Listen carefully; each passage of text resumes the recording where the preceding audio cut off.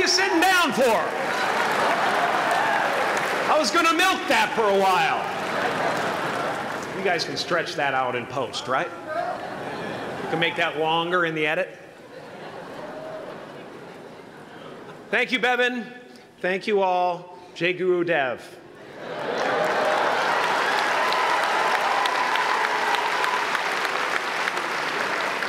I brought one of my paintings to show you today. I hope you guys are going to be able to see it okay. It's not one of my bigger pieces, so you might want to move down front. Get a good look at it. Faculty, parents, friends, dignified guests, graduating class of 2014, and all the dead baseball players coming out of the corn to be with us today. After the harvest, there's no place for them to hide. Fields are empty. There's no cover there. I'm here to plant a seed today, a seed that will inspire you to move forward in life with enthusiastic hearts and a clear sense of wholeness. The question is, will that seed have a chance to take root, or will I be sued by Monsanto and forced to use their seed?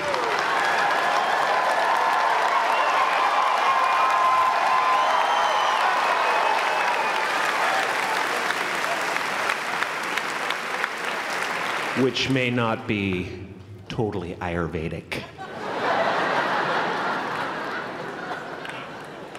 Excuse me if I seem a little bit low energy today, whatever this is.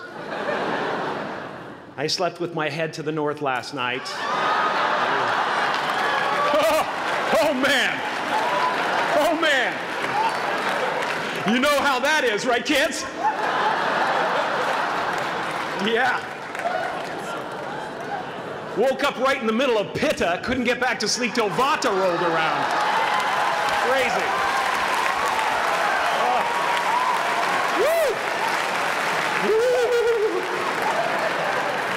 But I didn't freak out, you know. I used that time to eat a large meal. Connect with someone special on Tinder. Because life doesn't happen to you, it happens for you. How do I know this? I don't, but I'm making sound, and that's the important thing. That's what I'm here to do. Sometimes I think that's the only thing that's important, really, you know? It's just letting each other know we're here, you know? Reminding each other that we're part of a larger self. I used to think Jim Carrey is all that I was. Just a flickering light, a dancing shadow, the great nothing masquerading as something you can name. Seeking shelter in caves and foxholes dug out hastily, an archer searching for his target in the mirror, wounded only by my own arrows, begging to be enslaved, pleading for my chains, blinded by longing and tripping over paradise.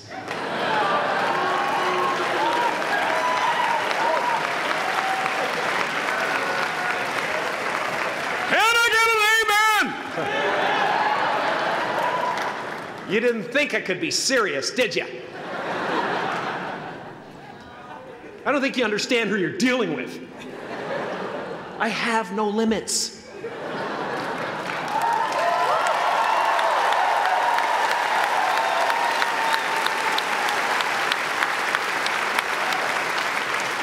I cannot be contained because I'm the container. You can't contain the container, man. You can't contain the container. I used to believe that who I was ended at the edge of my skin, that I had been given this little vehicle called a body from which to experience creation. And though I couldn't have asked for a sportier model, it was, after all, a loaner and would have to be returned. Then I learned that everything outside the vehicle was part of me too. And now I drive a convertible.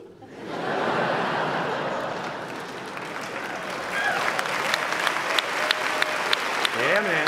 Top down, wind of my hair. Woo! I am elated and truly, truly, truly excited to be present and fully connected to you at this important moment in your journey. I hope you're ready to open the roof and take it all in. Okay, 4 more years then. They're obviously not ready. Just need some more cooking. Now, I want to thank the trustees, the administrators, the faculty of MUM for creating an institution worthy of Maharishi's ideals of education, a place that teaches knowledge and experience, the knowledge and experience necessary to be productive in life, as well as enabling the students through transcendental meditation and ancient Vedic knowledge to slack off twice a day for an hour and a half.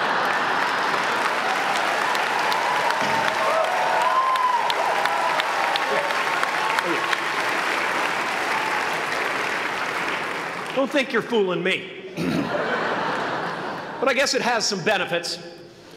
It does allow you to separate who you truly are and what's real from the stories that run through your head. You have given them the ability to walk behind the mind's elaborate set decoration and to see that there's a huge difference between a dog that is going to eat you in your mind and an actual dog that is going to eat you.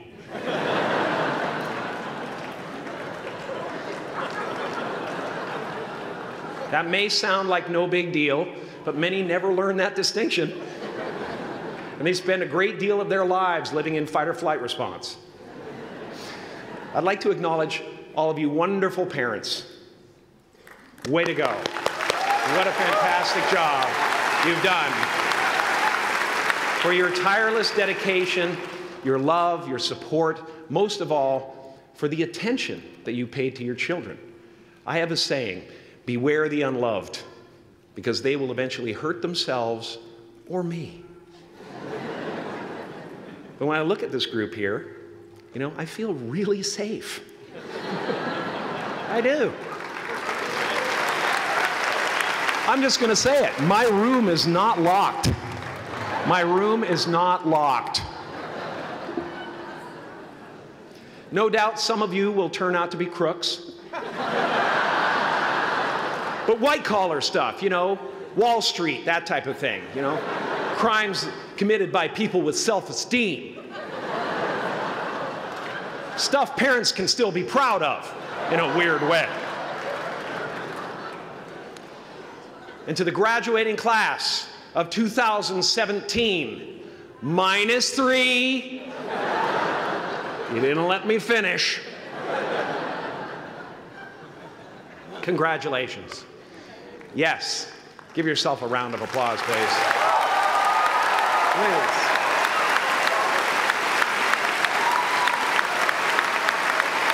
Yeah.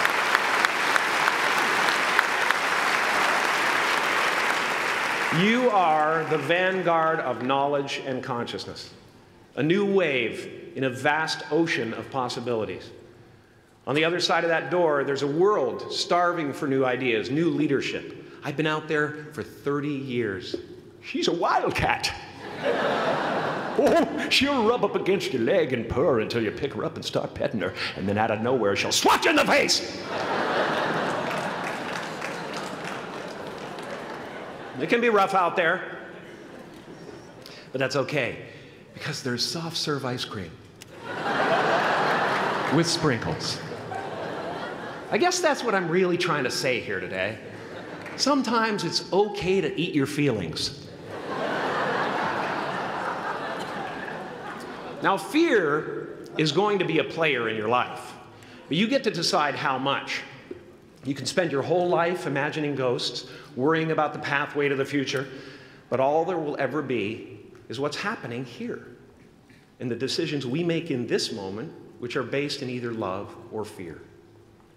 So many of us choose our path out of fear disguised as practicality. What we really want seems impossibly out of reach and ridiculous to expect, so we never dare to ask the universe for it. I'm saying I'm the proof that you can ask the universe for it. Please.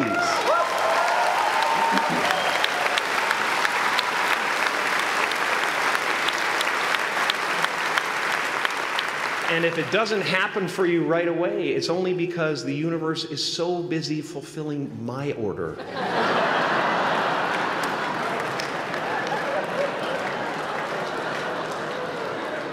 Party size! My father could have been a great comedian, but he didn't believe that that was possible for him. And so he made a conservative choice. Instead, he got a safe job as an accountant. And when I was 12 years old, he was let go from that safe job.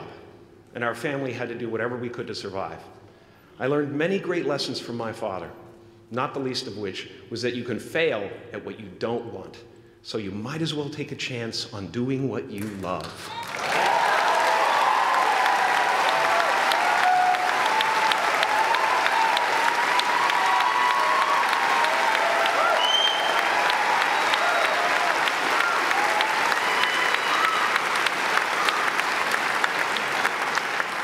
It's not the only thing he taught me, though. You know, I watched the effect of my father's love and humor and how it altered the world around me. And I thought, that's something to do. That's something worth my time. It wasn't long before I started acting up. You know, people would come over to the house and they'd be greeted by a 7-year-old throwing himself down a large flight of stairs. They would say, "What happened?" And I would say, "I don't know. Let's check the replay." I'd go back to the top of the stairs and come back down in slow motion.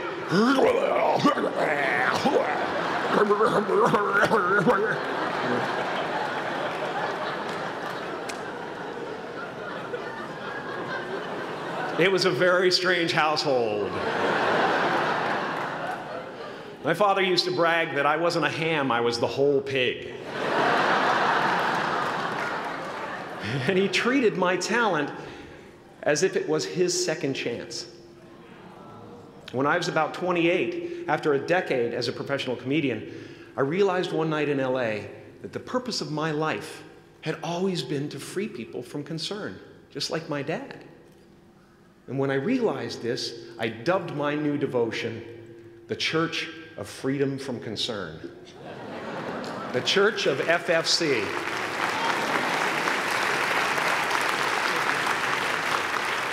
And I dedicated myself to that ministry.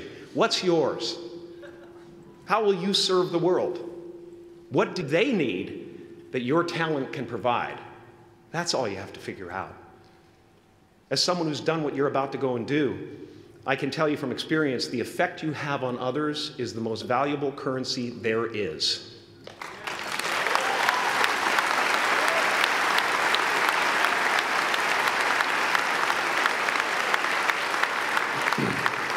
Because everything you gain in life will rot and fall apart, and all that will be left of you is what was in your heart. My choosing to free people, from concern got me to the top of a mountain. Look where I am. Look what I get to do. Everywhere I go. I'm going to get emotional because when I tap into this, it really is extraordinary to me. I did something that made people present their best selves to me wherever I go.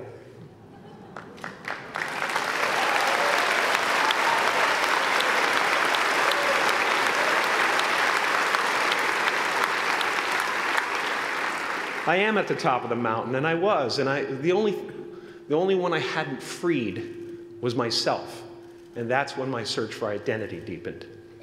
I wondered who I'd be without my fame. Who would I be if I said things that people didn't want to hear? Or if I defied their expectations of me? What if I showed up to the party without my Mardi Gras mask and refused to flash my breasts for a handful of beads? I'll give you a moment to wipe that image out of your mind. But you guys are so ahead of the game. You already know who you are. And that peace that we're after lies somewhere beyond personality, beyond the perception of others, beyond invention and disguise, even beyond effort itself. You can join the game, fight the wars, play with form all you want, but to find real peace, you have to let the armor go. Your need for acceptance can make you invisible in this world. Don't let anything stand in the way of the light that shines through this form. Risk being seen in all of your glory.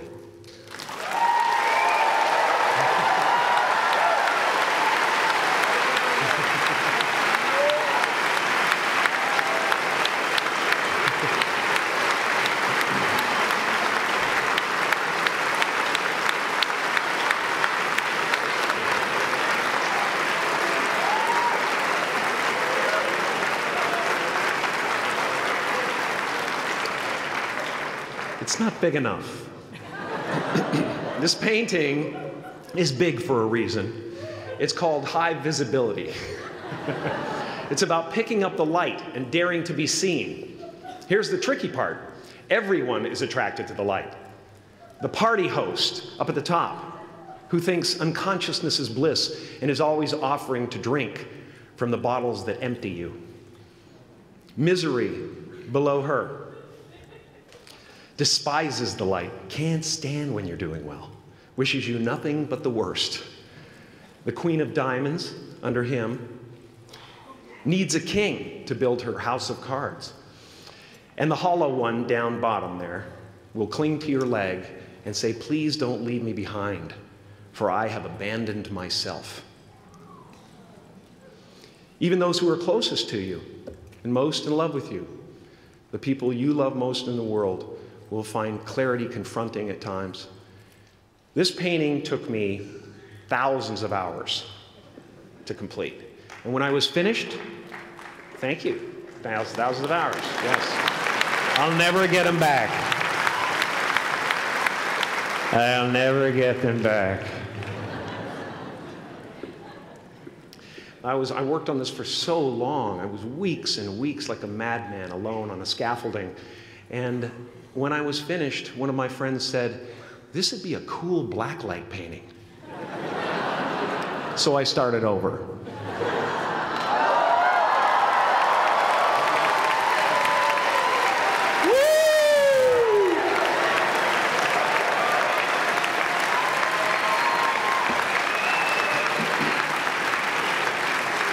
Welcome to Burning Man. Some pretty crazy characters up there, but better up there than in here. You know, painting is one of the ways, thank you. Painting is one of the ways I free myself from concern, a way to stop the world through total mental, spiritual, and physical involvement. But even with that comes a feeling of divine dissatisfaction, because ultimately, we're not the avatars we create. We're not the pictures on the film stock. We are the light that shines through. All else is just smoke and mirrors, distracting, but not truly compelling. I've often said that I wished people could realize all their dreams and wealth and fame, and so that they could see that it's not where you're going to find your sense of completion. Like many of you, I was concerned about going out into the world and doing something bigger than myself, until someone smarter than myself made me realize that there is nothing bigger than myself.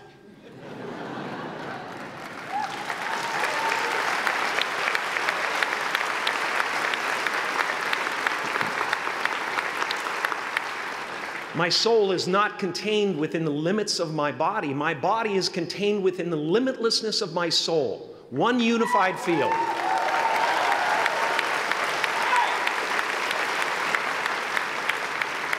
One unified field of nothing, dancing for no particular reason, except maybe to comfort and entertain itself.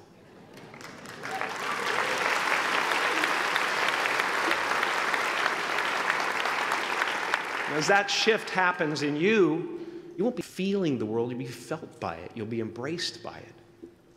Now I'm always at the beginning. I have a reset button, and I ride that button constantly. Once that button is functioning in your life, there's no story that the mind could create that will be as compelling. The imagination is always manufacturing scenarios, both good and bad, and the ego tries to keep you trapped in the multiplex of the mind.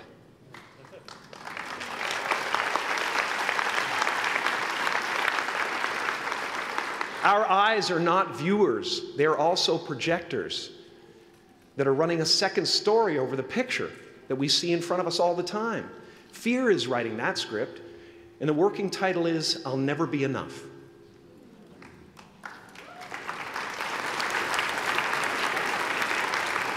Now you're going to look at a person like me and say, how could we ever hope to reach those kind of heights, Jim? How can we make a painting that's too big for our home? How do you fly so high without a special breathing apparatus? This is the voice of the ego. And if you listen to it, there will always be someone who's doing better than you. No matter what you gain, ego will not let you rest. It will tell you that you cannot stop until you've left an indelible mark on the earth, until you've achieved immortality.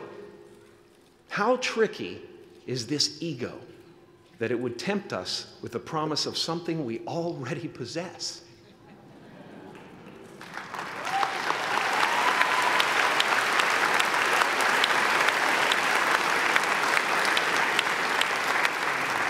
So, I just want you to relax. You know, that's my job. Relax and dream up a good life. I had a substitute teacher from Ireland in the 2nd grade that told my class during morning prayer that when she wants something, anything at all, she prays for it and promises something in return, and she always gets what she wants. Well, I'm sitting at the back of the classroom, you know, thinking, wow, my family can't afford a bike, you know. So I went home and I prayed for one. And I promised I would recite the rosary every night in exchange. Broke that promise. But 2 weeks later, I got home from school to find a brand new Mustang bike with a banana seat and Easy Rider handlebars. Yeah. From fool to cool. My family informed me that I had won the bike in a raffle that a friend of mine had entered my name in without my knowledge whatsoever. So that type of thing has been happening to me ever since. As far as I can tell, it's just about letting the universe know what you want and working toward it while letting go of how it comes to pass.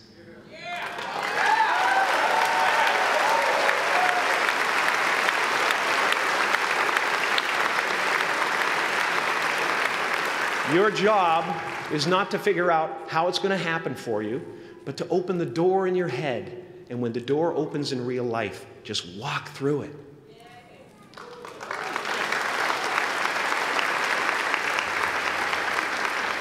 And don't worry if you miss your cue, because there's always doors opening. They keep opening. And when I say life doesn't happen to you, it happens for you, I really don't know if that's true. I'm just making a conscious choice to perceive challenges as something beneficial so that I can deal with them in the most productive way. You'll come up with your own style. That's part of the fun. Oh, and why not take a chance on faith as well?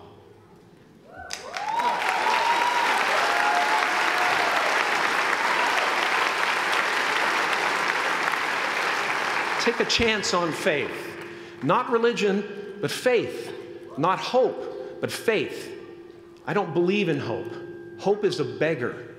Hope walks through the fire, and faith leaps over it.